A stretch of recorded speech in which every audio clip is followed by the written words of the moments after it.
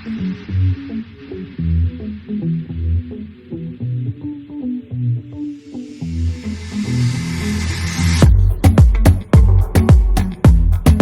up? Miguel here from Yugatech, and in today's video, we're pitting the iPhone XR's camera against the Pocophone F1's.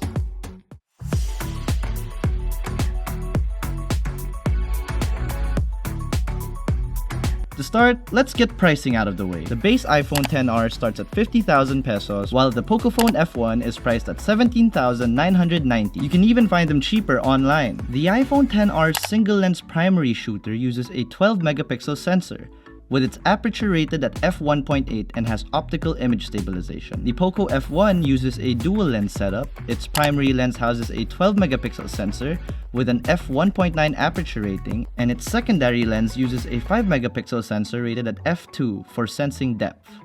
Now, let's get right into it. In this photo, I actually like the F1's color tone a bit more, but the highlights appear to be blown out compared to the XR's shot. The iPhone XR's Smart HDR also seems to take the cake here, keeping the details in the highlights and shadows very well. I also noticed that the Pocophone has a wider field of view, but again, those highlights are just a bit more blown out compared to the XR's. I also noticed the green railing is better represented on the XR's photo. The F1's post-processing, on the other hand, seems to bump up the contrast. When looking at the stone-themed walls from our building, you can clearly see a minute amount of more detail from the XR. Next, with this shot, same story. The F1's highlights are more blown out compared to the XR's, but the iPhone seems a tad bit too over-sharpened in my opinion. In these low-light shots, this is where the F1's blown out highlights start to become way more obvious. The Pocophone's image also appears to be softer compared to the XR's. It's really obvious when you start comparing the buildings in the background. Moving over to the front selfie shooter, the iPhone XR sports a 7-megapixel sensor with an aperture of f2.2. while the Pocophone F1 boasts a 20-megapixel sensor with an aperture at f2.0. In these shots of AJ, we can see that like the rear shooters, the F1's post-processing seems to be blowing out the highlights, while the XR's Smart HDR keeps those details in check. Although the XR's portrait cutout seems to be way more off compared to the F1's. In the next shot, we can clearly see the over-sharpening from the XR's post-processing this time.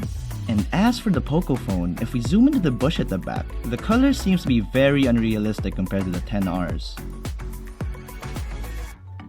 Moving indoors, we can again see that the Pocophone's image appears soft while the XR's is too sharp, which at this point is starting to make my conclusion even more clear. Now, on to video. The iPhone XR can shoot from 720 to 4K resolution at 30, 120, and 240 frames per second, while the Pocophone F1 can do 1080p at 30, 60, 120, and 240 frames per second, and 4K at 24, 30, and 60 frames per second. The iPhone also has superior optical image stabilization compared to the Pocophone's electronic image stabilization, which doesn't work in 4K. Here's a sample video.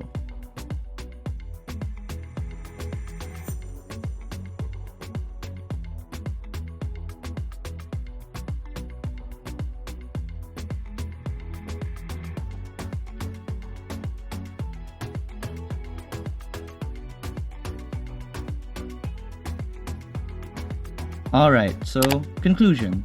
I think the biggest fault in both these phones come down to the internal post-processing. The XR over-sharpens the image and it can get pretty obvious sometimes, but dynamic range is just amazing.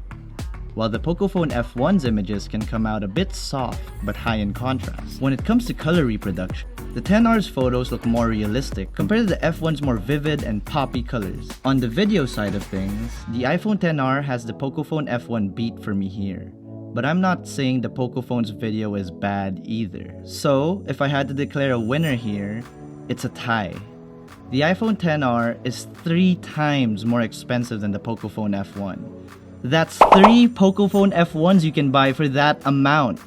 You could probably just keep your old phone and probably buy a brand new point and shoot, or even a consumer DSLR if you wanted better photos and video. But if you really needed a new smartphone so badly, I'd recommend the Pocophone. The pricing is just so hard to beat, and you get very capable photo and video for what you're paying. Alright, so that concludes this camera comparison. I hope this video helped you. If you liked it, hit that thumbs up button or leave a comment down below. Don't forget to subscribe to our YouTube channel and press the bell icon to see more videos just like this. This has been Miguel here from Yugatech. I hope to see you in the next video. See ya. See ya.